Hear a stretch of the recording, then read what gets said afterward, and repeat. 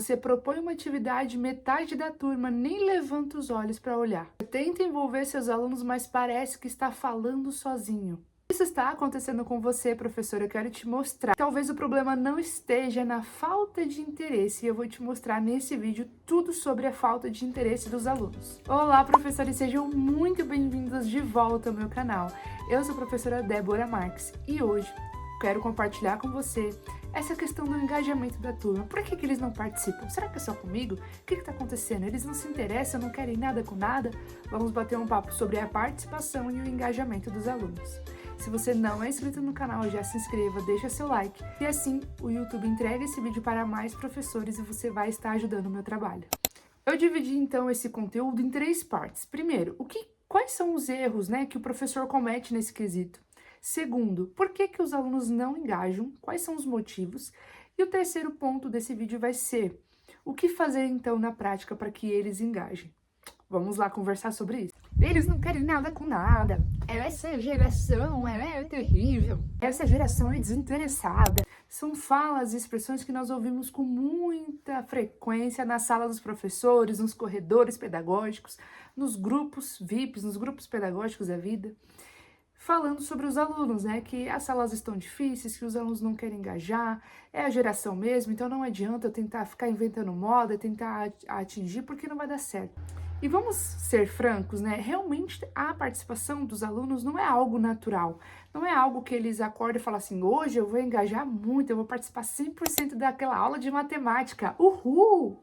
Não, aluno é aluno desde que mundo é mundo, não é verdade, professor? Você, quando era aluno, você pensava assim, eu vou engajar, eu vou participar, não sei o quê. Não, é muito difícil, isso é a minoria, E tá tudo bem, nós precisamos entender que a participação dos alunos não acontece do nada. Não é um milagre, pum, aconteceu, o aluno participou, o aluno engajou. Por quê? Porque não é uma característica inerente ao meu aluno. O meu aluno já não nasce com aquela coisa assim, eu vou engajar, eu vou participar. Eu acredito que quando nós temos essa consciência de que não é algo natural o engajamento, mas é uma consequência de ações, nós vamos mais preparados para a sala de aula. Por quê? Não é sobre romantizar e tudo mais. Quem me acompanha aqui há um bom tempo sabe que eu amo sim educação, romantizo sim alguns pontos, mas nós precisamos ser realistas para alinhar as expectativas. Então você está enfrentando turmas lotadas, por exemplo, turmas de 40 e tantos alunos, várias turmas num dia, disciplinas diferentes talvez, outras escolas, 2, 3 escolas que você leciona ao mesmo tempo.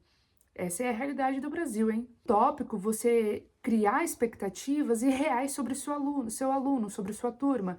Tá lá planejando a aula, pensando no mundo, sei lá, da Alice. Nós precisamos ser realistas. Quando nós somos realistas e alinhamos as expectativas, conseguimos entender também a parte da teoria, nós vamos mais preparados emocionalmente para a sala de aula sobre as possibilidades do que pode vir a acontecer. Então, o primeiro ponto é lembrar de que a participação, o engajamento não é algo natural, é uma consequência. Consequência de quê, Débora? Da clareza, do significado e do vínculo. Pode parecer bobagem, mas isso é muito real, porque pensa o seguinte, você participaria de uma reunião com mais de 20 pessoas ouvindo o que você tem a dizer, onde você tem medo de errar, você tem medo de ser julgado? Provavelmente sua resposta é não. E isso acontece com os nossos alunos também. Eles também sentem medo de errar. Eles também pensam, não vou participar não vale a pena e tudo mais. Por quê? Nós precisamos criar um ambiente, em primeiro lugar, que ele se sinta acolhido, que ele se sinta seguro emocionalmente para participar, que ele tenha clareza, ele veja significado no que está sendo ensinado, que ele veja conexão com o que ele vive. Enquanto você está ministrando a aula, o aluno ali na cabecinha dele está procurando algo no cérebro que conecte com o que você está falando. Algo que ele já tenha visto, que ele já tenha vivido, que ele já tenha lido, assistido em algum lugar. Então ele precisa desse vínculo, dessa clareza para conseguir participar. Então o maior erro que os professores cometem é exatamente isso. Acreditar que a participação é algo natural. E não é.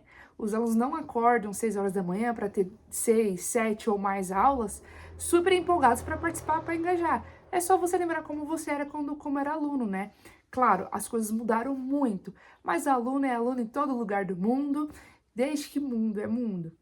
O engajamento e a participação são consequências. E aí vamos entrar no segundo tópico. Por que eles não participam, então? O primeiro ponto deles não participarem é o medo do julgamento, principalmente adolescentes. Comenta aqui, deixa nos comentários quais são as turmas que você seleciona, qual é a sua disciplina que eu vou amar saber e vamos conversar um pouco mais sobre isso nos comentários. Os adolescentes têm muito disso. Ai, eu não vou falar, porque o que o meu amigo vai pensar de mim? Ai, nossa, aquela menina... Gente, eles pensam isso, tá? Por mais que eles não admitam pra você. Eles têm medo, sim, de ser julgados, de falar uma coisa boba, de falar alguma coisa e virar meme, virar piada na sala. Então, esse é o primeiro ponto. Os alunos sentem medo do julgamento. Segundo ponto, por eles não participarem, não enxergam sentido. Para que serve isso? Professor, eu nunca vou usar isso na minha vida. Na faculdade que eu vou fazer, no curso, não sei o que, na minha profissão, eu nunca vou usar. Eles não veem sentido no que você ensina. E aí que tá um ponto. Quando você está planejando suas aulas, fazendo suas sequências didáticas, você precisa parar e pensar: como é que eu vou fazer com que o meu aluno veja sentido aqui? Como que eu mostro o sentido disso para o aluno? Como que eu conecto esse conteúdo X com o que eles vivem, com o que eles assistem, com o que eles consomem, para que ele veja sentido? Lembra que eu falei no início do vídeo? Quando você está ensinando, ele já vai procurando automaticamente algo no cérebro que ligue, que conecte ao novo, ao que você está trazendo. Porque os alunos, eles não aprendem do zero. Pode parecer que sim, né? Porque são conteúdos. E o terceiro ponto do porquê os alunos não engajam é a passividade aprendida. Porque, veja, os seus alunos, eles estão acostumados a sentarem, ouvirem e anotarem, só. São anos ouvindo e anotando, copiando, né? Pior ainda, porque eles só copiam. Eles não param em nenhum momento para raciocinar o que eles estão anotando ali no caderno, para anotar com as próprias palavras deles. Isso é um exemplo. Então, você vai fazer um slide, eles falam: é para copiar tudo? O que é para copiar? Porque eles literalmente copiam e não nem fazem anotações reflexivas. Começa daí. Então, são anos desses alunos sendo passivos, em que eles não se colocam como ativos, como protagonistas, eles não pensam, não têm um senso crítico. São anos assim, a vida toda. Agora, nos últimos anos, que nós começamos a pensar em uma educação inovadora, com metodologias ativas, etc. Por mais que já venha aí de séculos a gente pensando nesse aluno mais ativo, foi nos últimos anos que começou a ser implementado de fato. Na prática, isso ganhou força, mas os alunos ainda não conseguiram entrar nesse ritmo, porque foram anos nesse condicionamento passivo. E isso impacta muito na participação desses alunos. Então, o que nós precisamos fazer na prática? Vamos agora, nesse bloco, pensar: ok, entendi todo o contexto, não é... o engajamento, a participação não é algo natural, é uma consequência, é uma sucessão de coisas. Já entendemos o porquê que eles não participam, mas então, o que nós devemos fazer na prática para que eles comecem a engajar? Para que as coisas comecem a acontecer, as engrenagens comecem a ser giradas um pouquinho mais. Vamos ver. Primeira estratégia é perguntas sem certo e errado. Aquela pergunta: você concorda que tal coisa, não sei o que lá? Sim, não. Sabe aquelas perguntas fechadas? Tente sempre fazer perguntas abertas, isso em aulas expositivas dialogadas. Sempre que for fazer aulas expositivas, priorize esse diálogo, faça perguntas e não faça uma pergunta aberta e espere a resposta. Direcione a pergunta. Então, a pergunta X, fulano, o que você acha sobre ela? Fala para mim. Aí respondeu: fulano, você pode complementar, por favor, o pensamento aqui do seu colega? E vai fazendo esse ping-pong. Não deixe a pergunta solta para qualquer um responder de forma espontânea, porque, de novo, os alunos, eles têm vergonha, têm julgamentos, não sei o quê, aquele monte de coisa que o adolescente, que a criança pensa. Então, direciona a pergunta, faça perguntas claras, sem certo e errado, aquela coisa geral e aberta, para que eles possam participar, se sentir seguros desse espaço, porque aí vai melhorando isso ao longo dos dias. Segunda estratégia: participação em duplas antes do coletivo. Então é muito legal você fazer o seguinte: coloque esses alunos em duplas depois que você explicou o conteúdo ali em 7, 10 minutos, coloque eles em duplas para fazer as atividades, para que um explique para o outro. Pegue, de preferência, alunos com níveis diferentes de proficiência, ou seja, alunos abaixo do básico com aluno intermediário, porque assim um vai aprendendo com o outro, um desafia o outro. E só depois desse processo das duplas, você faz a aprendizagem no coletivo, junta toda a sala para que eles compartilhem, para que façam outros exercícios, para que eles façam outros tipos de atividades. Estratégia: sempre comece pelo cotidiano, ou seja, começou a aula, traga um gancho de algo que está acontecendo no dia a dia deles. Agora nós estamos na época de Copa, por exemplo. Traga essa pauta para a sala de aula. Vocês viram, por exemplo, que a Virgínia foi vaiada no estádio de futebol agora, no jogo do amistoso? Eles adoram Virgínia, esses famosos, esses influenciadores. Copa tá super em alta, a galera gosta também, os adolescentes. Então traga isso para sua sala, traga isso para o seu conteúdo. Tente vincular essas pautas diárias no seu conteúdo. Ah, Débora, mas eu ensino biologia, matemática. Dá para fazer.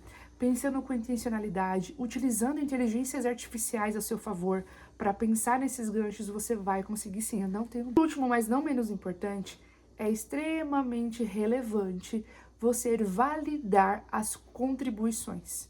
Nossa, que legal que você trouxe, muito bom. Nossa, eu não tinha pensado nisso. Vou anotar isso aqui para pesquisar depois.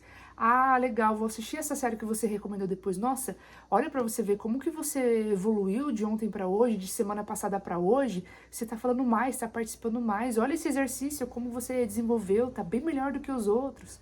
A validação ela é extremamente importante no processo da aprendizagem. Mais que aquele aluno não tenha demonstrado tanta mudança, tantas evoluções, elogie o primeiro sinal de mudança, porque isso vai trazer mais encorajamento para que ele continue contribuindo, para que ele continue evoluindo e participando das suas aulas também. Para encerrar, para você não esquecer, anota essa frase em algum lugar: participação não se exige. Não se exige participação dos alunos. Participação se constrói. Então, nós precisamos construir a participação, construir um ambiente de participação, construir gatilhos para que eles participem, ganchos que vinculem com o cotidiano, com o que eles gostam, com o que eles conhecem, trazer um ambiente emocionalmente seguro. Nós vamos construindo esse ambiente para que aí sim a participação aconteça. Coloca aqui nos comentários o que você achou desse vídeo, se você gostou. Se você tem dúvida, deixa aqui, traga seu desafio, me conta o que você tem vivido em sala de aula, porque eu vou conversar com você nos comentários e tentar tirar o máximo possível das suas dúvidas, tá bom? Espero muito que você tenha gostado desse conteúdo, que tenha feito sentido pra você, e eu quero te ver aplicando na prática. Depois me conta lá no Instagram se deu certo, tá bom? Um grande beijo, eu espero no próximo vídeo. Fica com Deus e até lá!